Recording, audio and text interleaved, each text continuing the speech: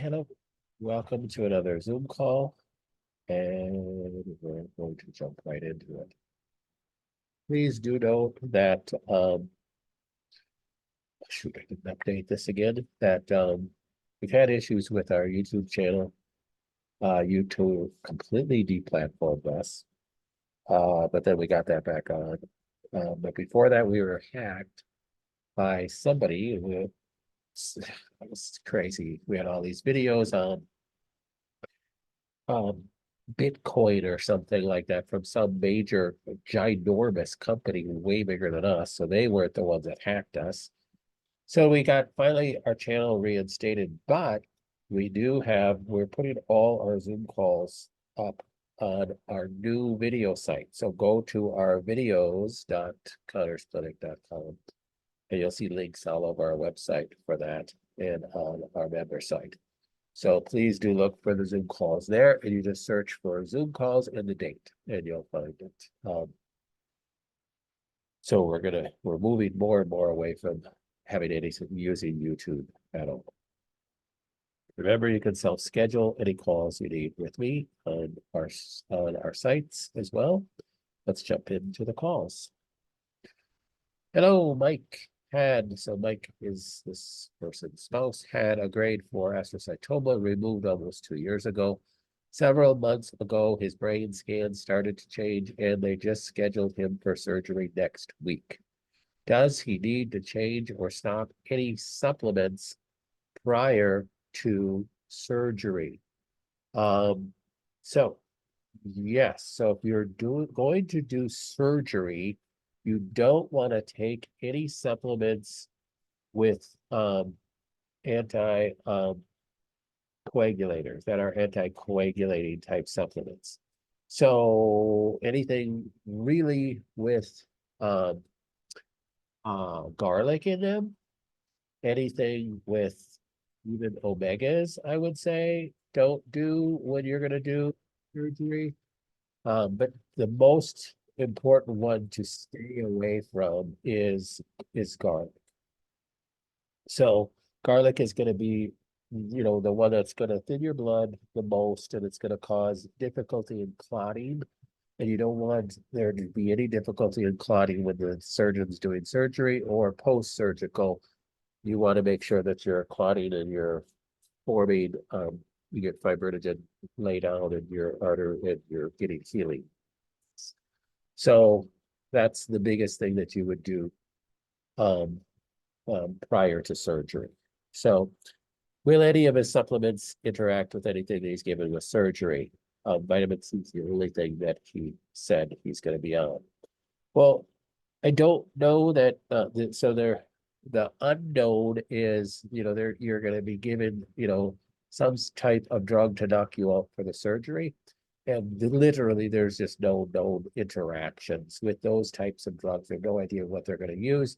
Then there's no known interactions with that. So you're just safe to like 2 days, maybe 3 days before the surgery, just go off of everything and don't start any of the supplements back up until a few days later. We know that there's proper healing and blood clotting and you don't have any bleeds or anything like that, then you can go back on stuff. Even at that, if you were taking a garlic pill, like there might be garlic in like glutamate scavenger or something like that you're taking, but not enough to be an issue multiple days after the surgery. But if I was 2, 3, 4 days out from the surgery, I still wouldn't go on a straight garlic pill. You still want to make sure that you're not going to end up with any bleeds at all. So safe wise, I would just go off a couple days before and just stay off of it for a few days afterwards. Okay. With that properly copied.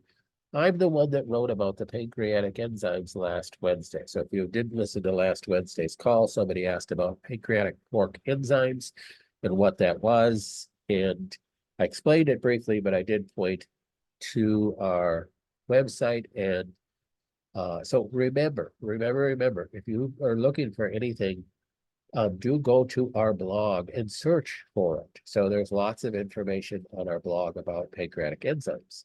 and enzyme therapy with cancer and pancreatic pork enzymes, and Dr. Gonzalez and things like that. So I also write heavily about that in our book too.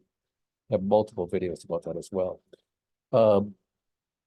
I need to tell you that you determined my cancer as to not eat any pork. So pork and dairy were something that I limited this person for their cancer. You also said you test for that, meaning the pancreatic enzymes, and you did recommend enzyme therapy as something that I would need, but I was wondering if the benefits would outweigh any risks having pork in my system. So understand, if you're having pancreatic pork enzymes, that's not like eating pork. So those are, it's just sourced from pork. It's still just that specific enzyme. It's not pork. So it's not going to feed your cancer. So let's say you're on a pork-free diet. Should you not take pork enzymes that are sourced from pork? The answer is, my opinion, no. You can take that. There's no harm in taking that. Would you eat, pork, desiccated pork liver if you're on a pork-free diet? Still no, that's not an issue. Now, if you're staying off of pork for religious reasons, like you're Jewish or Muslim, and is there a harm in taking pork enzymes? No, it's still not pork. So I don't, you're gonna have to decide with your rabbi about that, but there's not pork in pork enzymes, so you're still safe in taking that. Besides the fact that there's lots of enzymes that aren't sourced from pork. So as I stated last week, it's the only ones that we have that are sourced from pork are that Allergy Research brand pancreatic pork enzyme product. All our other ones are not sourced from pork.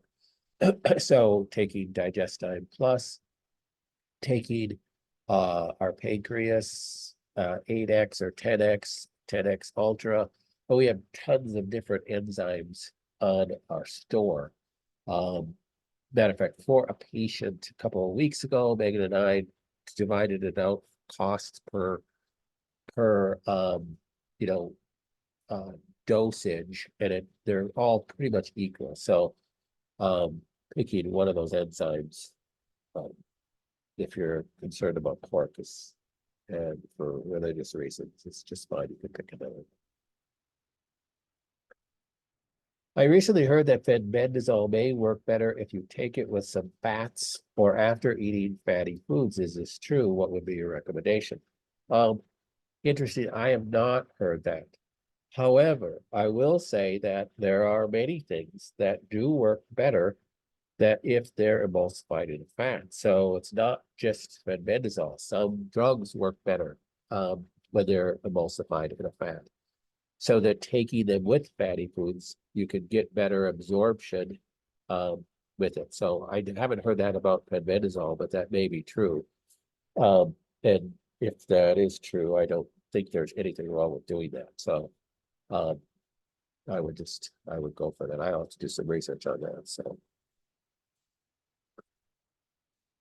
have you had a chance to read the article on the Randle cycle and cortisol that I emailed you? If so, wondering if you agree or disagree with Mercola's change of mind regarding long-term low-carb diets and time-restricted eating.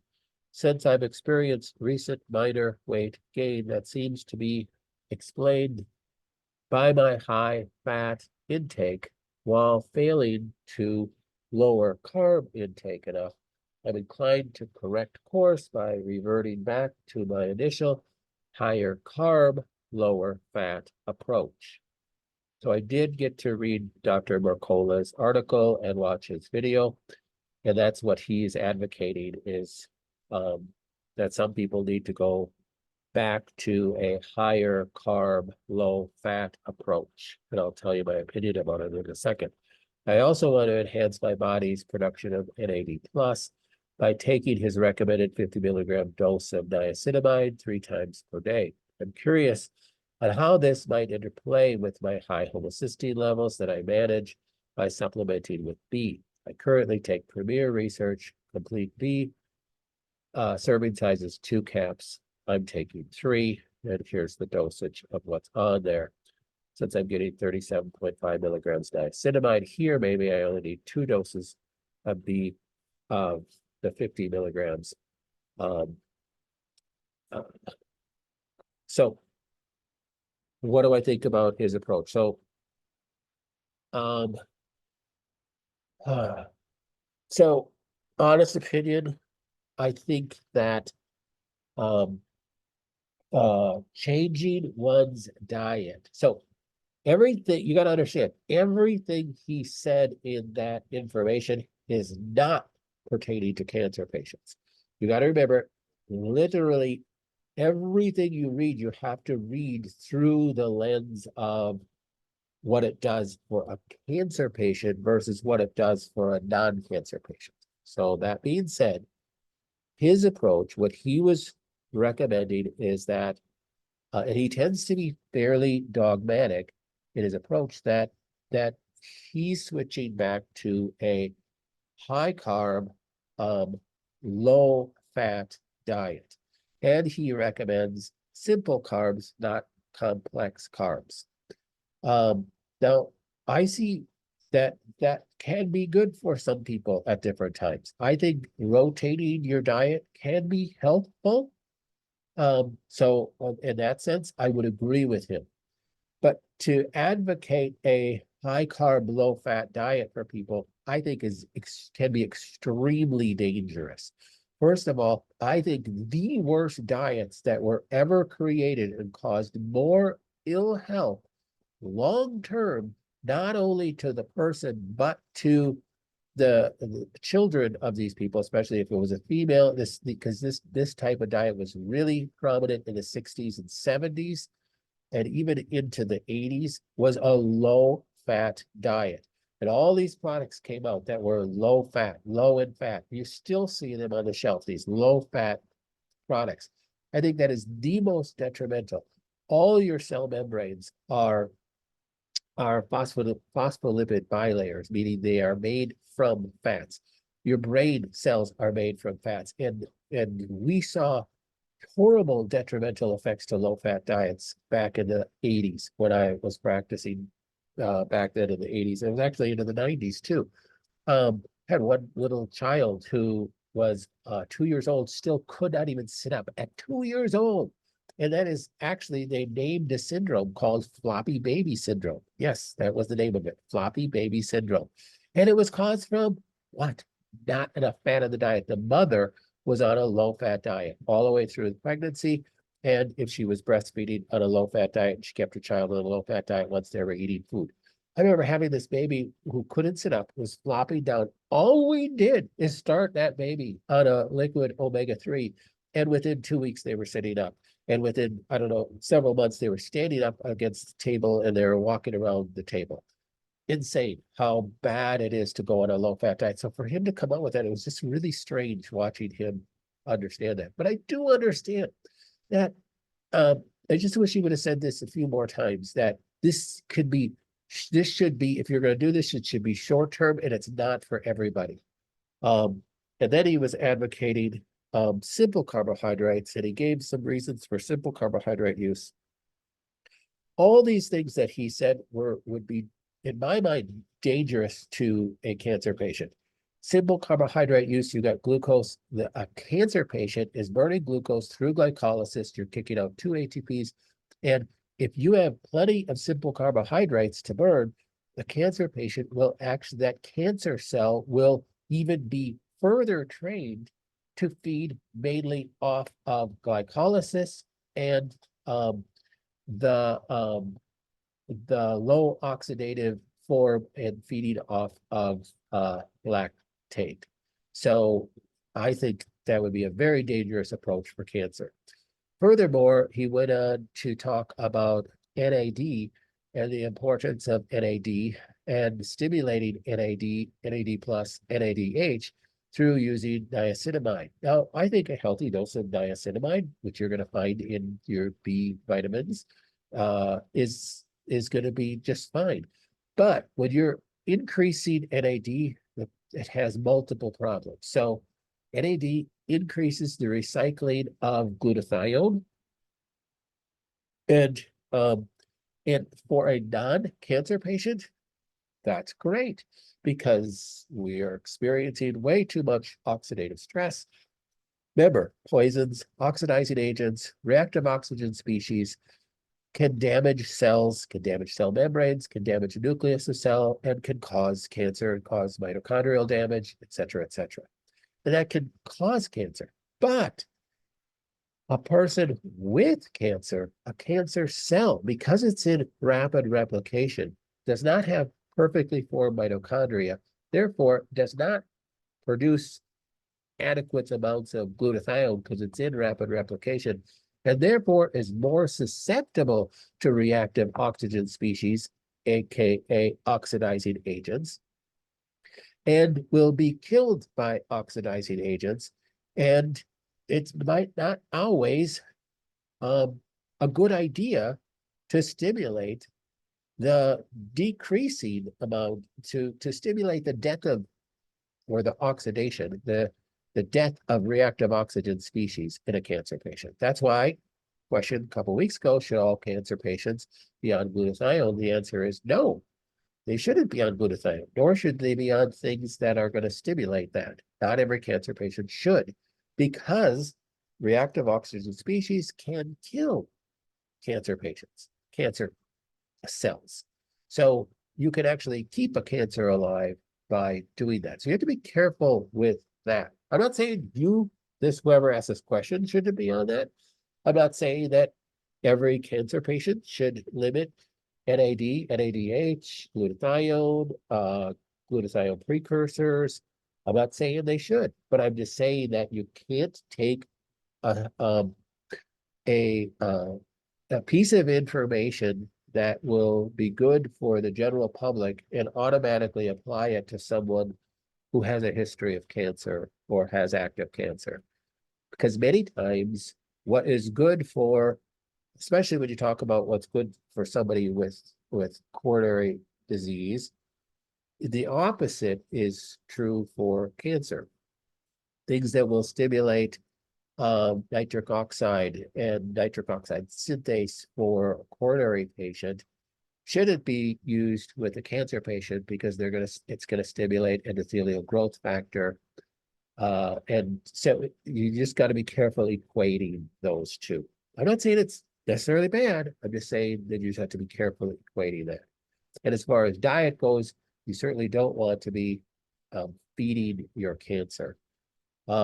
As a cancer patient, I would be far less concerned with increasing, oh, I've gained 10 pounds and I don't feel as healthy, than I would by having my cancer start growing. So, somebody asked a question a few months ago, I'm about 10 pounds overweight. What can I do to get rid of this weight? Honestly, as a cancer patient, that would be my least concern, is being a little bit overweight. My most concern is how do I keep this cancer from stop growing? So you don't want to be doing things that could potentially feed the cancer and could potentially negate effects of cancer killing properties in your body. So back to the NADH glutathione issue, any chemotherapy is an oxidizing agent. Any chemotherapy is doing exactly the opposite of what Dr. McCullough was represented in this video. So certainly if your person is on chemotherapy, you don't want to be doing this approach for sure. So long-winded approach. I think I have a bunch of information on the website about this too. I get a burning sensation sometimes where I had radiation after my left breast mastectomy nearly 4 years ago. What would be the cause of this and how can I prevent it? Well, nobody knows for sure, but you can speculate. Where you had radiation, there's cell damage. This is why I'm not a big fan of radiating soft tissue, because you could damage cells that can end up leading to cancer in the future at that spot. So you, what can you, but also, so there could be something like that going on. That would be the worst case scenario, is a cancer growing at that spot. Let's not go down that pathway too quickly though. So what are some other options that could be going? It could be just scar tissue. That's a possibility. It could be your body healing that with fibrous tissue lay down. That could be the possibility. So there's lots of different possibilities there. You could could you do to prevent it? Well, we don't know what the cause of that is.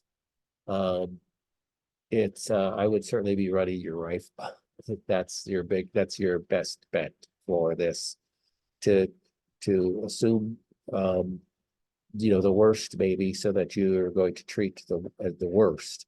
If it's just scar tissue, it's just your body healing, there's nothing you need to do, there's no concerns whatsoever.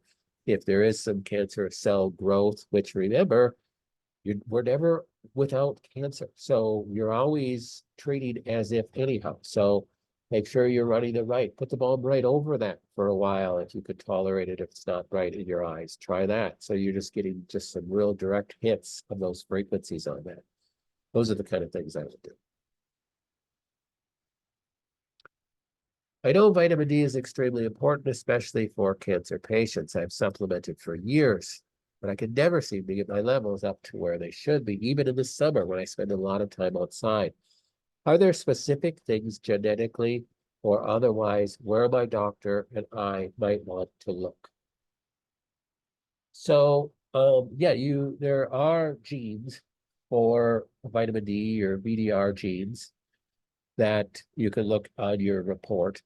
I don't even know who asked this question, but you can look on your genetic report and see if you have defects in your vitamin D receptor genes, your VDR genes. And if that is the case, you're going to have a more difficult time keeping your vitamin D levels up, and you're going to have to supplement higher doses. There's some people that just have a hard time absorbing and keeping vitamin D, and they just have to supplement at high doses. So that might be you. What are some other possibilities that vitamin D issues when you're taking vitamin D? Well, here it kind of goes back to, should I take things with a fat?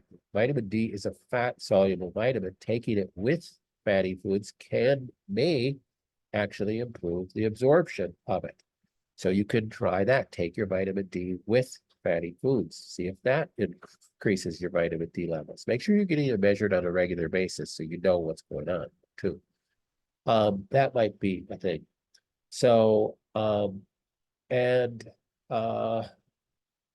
yeah, that's the main things that I would think of with vitamin D and not getting your vitamin D levels up. We also see low vitamin D with autoimmune patients, real common. So checking if you have an autoimmune condition would be a wise thing to do. That would be running the Cyrex Array 5 and Array 7X. Cyrex Array 5 and Array 7X. That would be another thing to look at. And if you have not done a complete wellness panel, that will measure thyroid antibodies. So you're looking for antibodies. If you have self-antibodies, aka an autoimmune disorder, that tends to gobble up vitamin D levels as well. Vitamin D is an immune regulatory agent. It's not an immune stimulant. So when it's needed for regulation of immune system in an autoimmune patient, when they get these fluctuations of this immune attack on cells, it can gobble up their vitamin D levels. So almost all autoimmune patients, especially ones that don't know that they're autoimmune, and we test that, they'll have fairly low vitamin D levels, even if they're taking vitamin D. So I would investigate that as well. I have been doing the carnivore diet. There are many testimonials of it helping Hashimoto's as well as cancer for 5 weeks. I've done well on it and have no intestinal or other symptoms while on it. Last week, for about 4 days before the diarrhea, So this person asked another question that they had diarrhea. I ate cheese. I've had no dairy for about a year before this. My Carol thinks the diarrhea is just my gallbladder overreacting to all the fat with the additional cheese. And it will subside. I stopped cheese on Sunday. I've also had 3 rounds of Keytruda with my chemo. The last Keytruda was early in November. Could the tan diarrhea be a sign of another autoimmune disease popping up, like colitis or something else?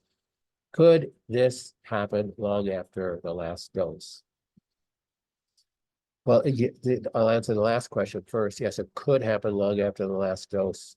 Well, I should really say, the symptoms of it could show after the last dose, long after the last dose. So if you do have colitis, meaning you have antibodies to, so colitis is not an autoimmune disease, but it's inflammation of the colon. Then that could be still, that could have caused an autoimmune issue. But testing for antibodies would be really the thing to do. However, I would look at, I don't know that I would completely agree with your other doctor that the diarrhea is your gallbladder overreacting, because by your gallbladder overreacting, that's not gonna really give you diarrhea for several days. If your gallbladder is contracting, it's squirting out bile into the duodenum, which is going to, digest fat more. So when you eat fatty food like dairy, your bile is going to be secreted from the gallbladder, in greater amounts, and that will help break down the dairy. But that isn't going to cause diarrhea.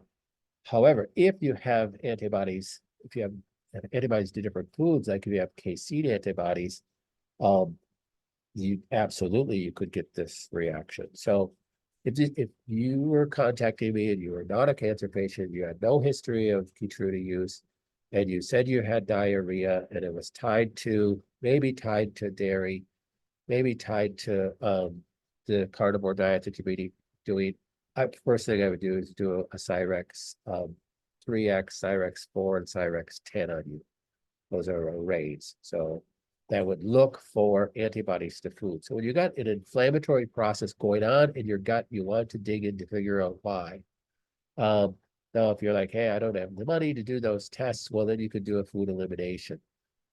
I'm not sure I don't know how much cheese you ate, or if it's just a little cheat on your diet, but having cancer, you want to stay away from cheese for sure. So you want to stay away from dairy for sure. Going on a food elimination diet would be another thing to do. Like I said, just going off cheese, seeing if it clears up, seeing if it calms down. If it does calm down, you can kind of say, maybe that's it. Maybe I have antibodies to casein. Certainly going on Keytruda ramps up your immune response, and you're going to be more prone to develop an autoimmune disease, but you're also more prone to create antibodies against foods that you're eating too. So that's a possibility. So only one way to check that is to do a antibody test, which would be a Cyrex array 3X, array 4, and array 10. Okay, I had high homocysteine, 15.8, and went on methyl B12. It came down 5 points and then kind of plateaued. An integrative doctor I am working with put me on a 2-week low methionine diet, expecting this to drop my homocysteine further. Instead, it went up 3 points. So I'm back to taking the methyl B12. So I assume in this low methionine diet, you stopped the methyl B12. Since eliminating meat temporarily didn't bring down my homocysteine, what do you think is the best approach? So homocysteine is an end product of the methionine cycle. Methionine, it's called the methionine cycle because methionine was discovered as a participant in that cycle. So that doesn't just do methionine.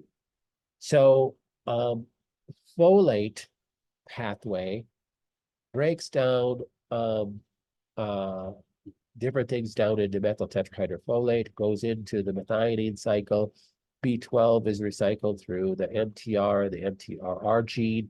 Then it goes up to methionine and circles around to homocysteine, and then it goes through the cysteine cycle.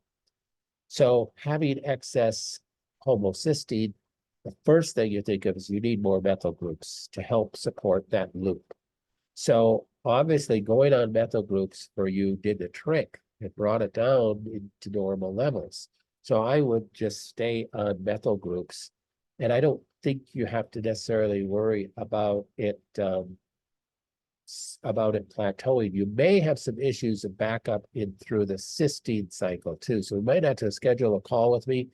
I might have to take another look at your genetics and look at the cysteine pathway to see if there's some blockage there that might be one of the issues as well. My homocysteine is around 9. Can I take B12, B6, folate, and trimethylglycine, or without the TMG? Yeah, I mean, you can do anything you want to do. So, this might need a specific visit with me. I have to look at what I already have you on. I'd have to look deeper into your genetics as well and your lab work as well. So it's hard to just, I know we're trying to be as specific to you as possible with some of these questions, but it can be difficult when I'm answering as a group without getting into exactly your specifics. So I apologize for that. Thanks for clarifying the Mercola problem today. Is they write these articles not for specific types of disease like cancer, it drives me nuts. I would agree. So it's just like with anything, you just got to be careful of equating everything with you. I mean, I think everybody's different, first of all. And I think there's some people that would do great on a low-fat diet like that for a period of time. And I think there's a lot of people that do great on NAD supplements. I'll tell you, I can tell you half a dozen people that reacted horribly to NAD supplements, not cancer patients, that got heart palpitations and all sorts of problems. So everybody's different. That's the thing to remember. So we got to be careful not to speak dogmatically in anything that we do. But when you are reading health things, there's a lot of information out there. And I have people that send me Instagram videos and Facebook videos of people that are quote unquote naturopaths or natural functional medicine doctors that make claims that are just are wrong for everybody. And some are right, but they're not right for cancer patients. Or some are right, but they're not right for everybody. But they use such dogmatic language. Okay, somebody made a video like, is copper bad for you? That's nonsense. And he went off on this whole thing about copper is good for you and we need copper, blah, blah, blah, blah, blah. Well, he's just completely wrong. Copper toxicity is a huge issue. Since we put copper pipes in our homes, since we, for many centuries, use copper pans for cooking, copper toxicity is very common. And it can be a cause for cancer because it leads to zinc deficiency, or we should say a relative zinc deficiency. A lot of people have ill health because they have a copper overload, and that is an issue. And some people just don't know what they're talking about. And some people do know what they're talking about, but it doesn't relate to cancer. And some people do know what they're talking about, but then they make it so dogmatic, like everybody should do this, which then is just not true. Not everybody should do anything. So, or very few things. So just be aware of those things. ClearTox does have NADH in it. Yes, I know. But when we test you for it, that's why I said, I have some people on glutathione. So that should work.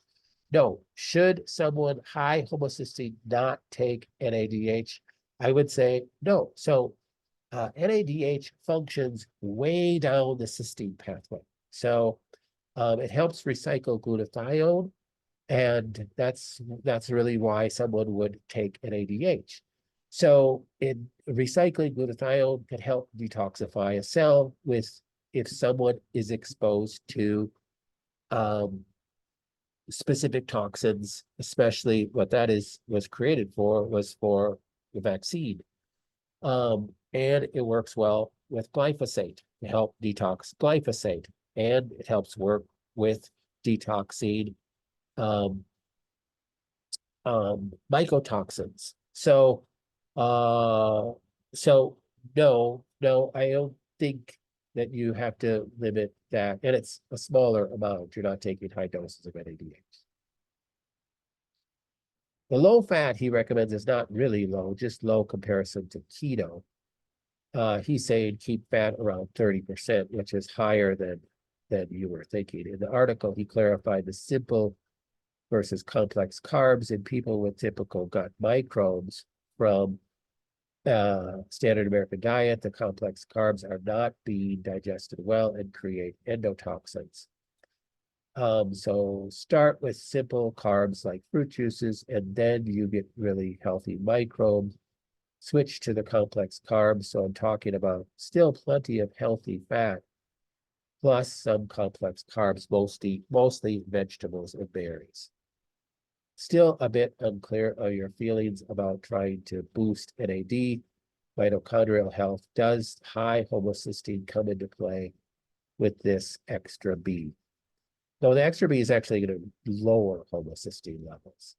So the NAD, again, just taking, boosting too much NAD on a constant basis, again, does help mitochondrial health in an effect. So let's make sure you're not really increasing mitochondrial health. You're just giving the mitochondria is where you produce glutathione. So you're just giving building blocks for glutathione in the mitochondria. You're not really, they're not, mitochondria are getting healthier because you're doing that. But you just got to be careful in keeping, if cancer cells utilize that, it's helping keep cancer cells alive. So that's where doing a rotational type diet can be beneficial, not staying on one specific thing unless we test you for it. That's why getting cheek swab tests on a regular basis, then we can tweak things and see what works for you, what's working for you. That's why, even I don't try not to take a dogmatic approach, even though sometimes I speak that way and I apologize, but I'm trying to do an individual approach for everyone as best as we can. Searching NADH, NAD plus, ATP mitochondria. I would search glutathione maybe. About how long term the time restricted eating boosting cortisol in order to get you the sugar you need?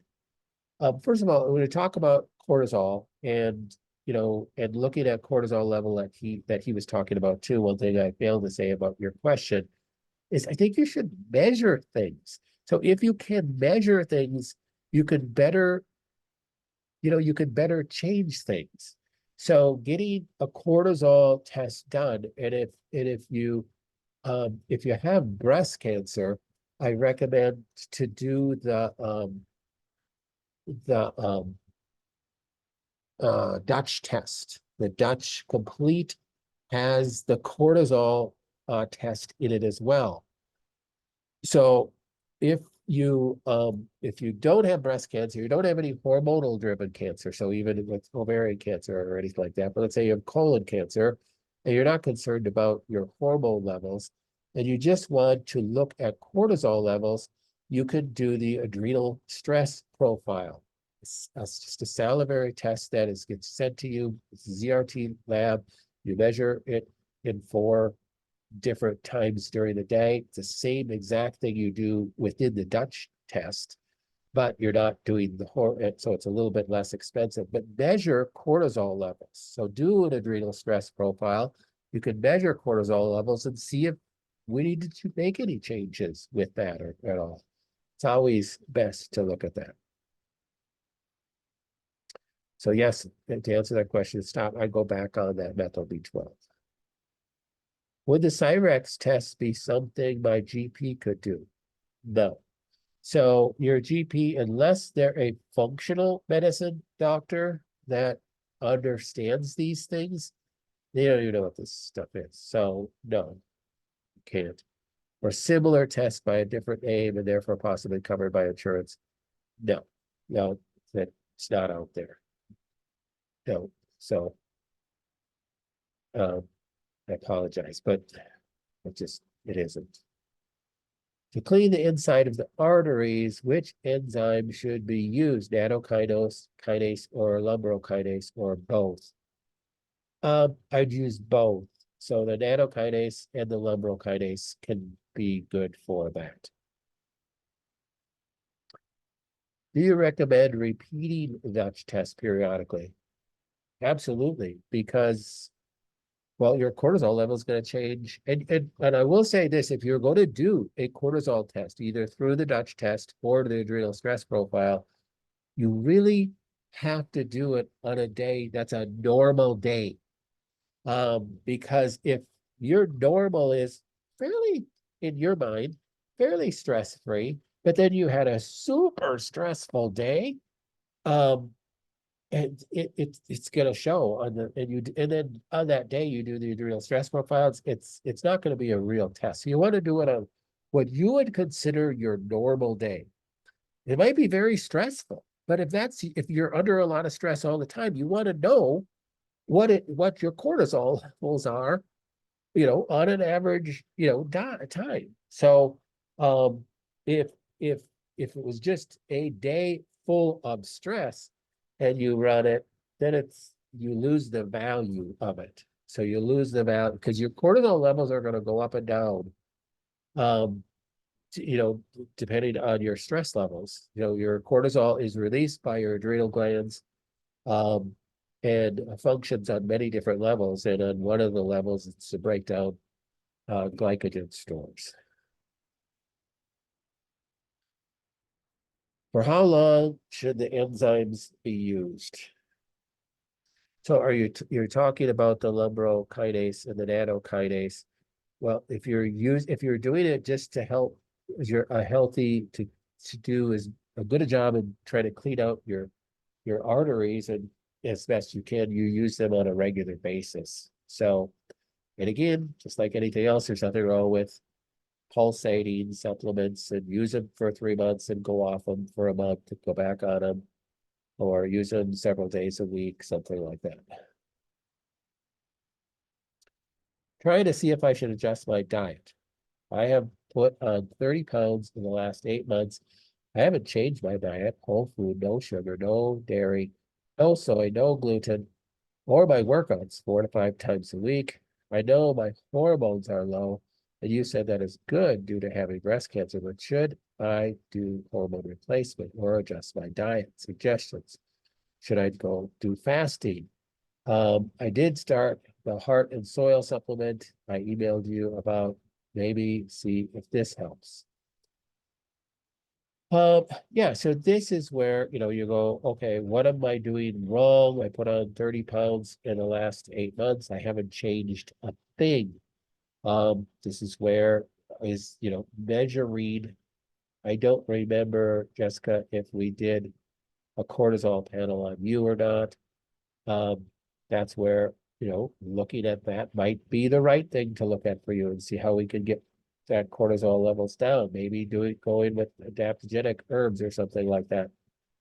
Very unique. I don't know without getting very specific with you.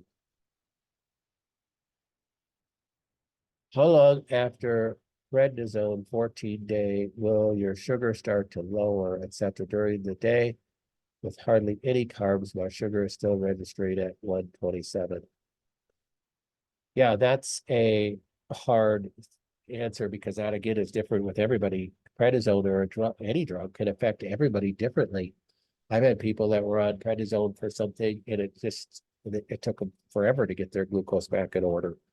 So give yourself some time. It's only been 2 weeks.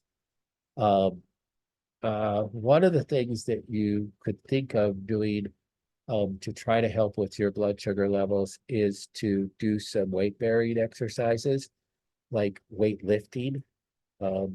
Glucose is going to be attracted to muscle that is contracting. So not talking about aerobic exercises in this stance of going out running or something like that, but get some 10, 15, 20, 25-pound weights, depending on how bulky you already are, and do some weight, just some curls, some weightlifting curls, some uh, deep bends, squats with the weights or something like that. That may help. So get your muscles burning that glucose up so it's not feeding any cancer cells. On Saturday, out of the blue, began tan, bubbly, watery, foul-smelling stools, and it continues. What this be from? So you're the one that asked the question about, then you started that on Saturday, and you ate cheese. So I think we kind of hit that question. I mean, again, hopefully you listened to my answer on that. There's some sort of inflammation going on. There's some sort of reaction going on. Could be a reaction to food, could be a reaction to, could be just an inflammatory process going on in your gut. I just don't have a magic ball to answer that, but those are the things you'd have to, run some tests to see. If anything we can get out of this call today is you've got to try to measure things. So try to measure things without making, you know, um, you know, getting wrong ideas. Yes, if you can't afford to do tests, then you can measure it by trying to make some changes in it, like in a diet, elimination diet, to see if anything else changes.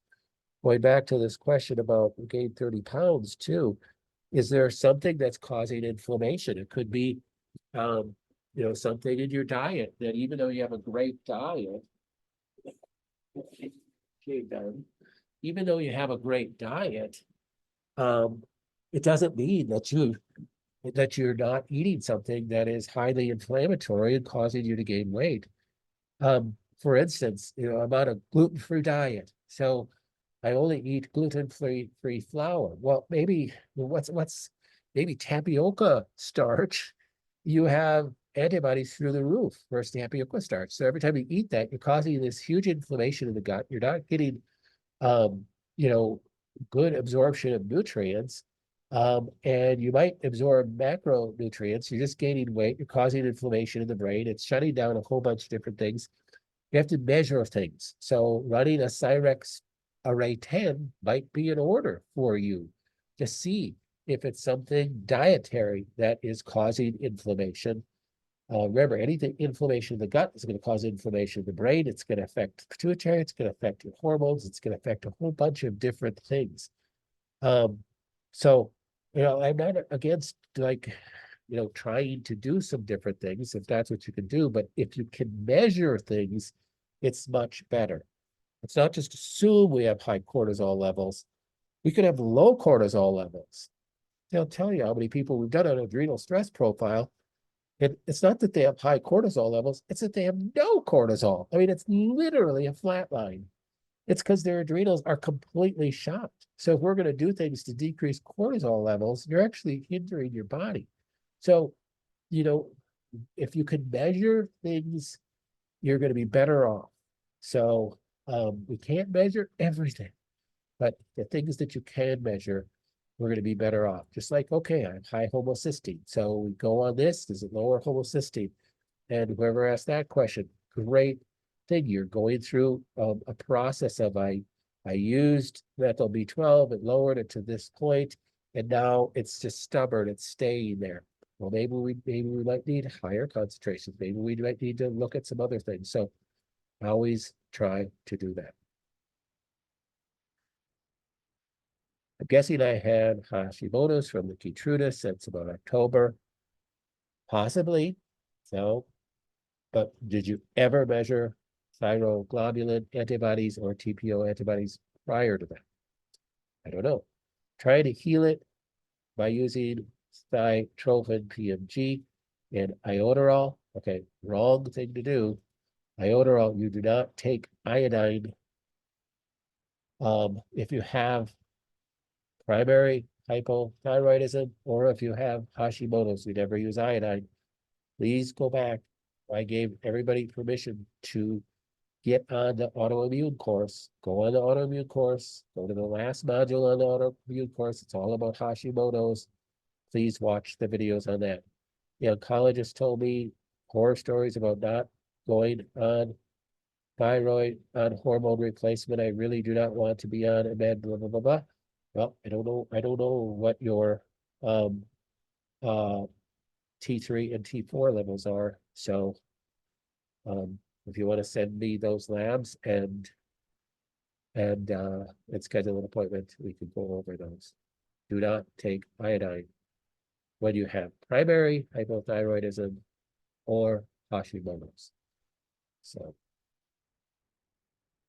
all right, we are going to call it a night. Thanks for being on, and good questions today. All right, have a great week. See you next week. Bye-bye.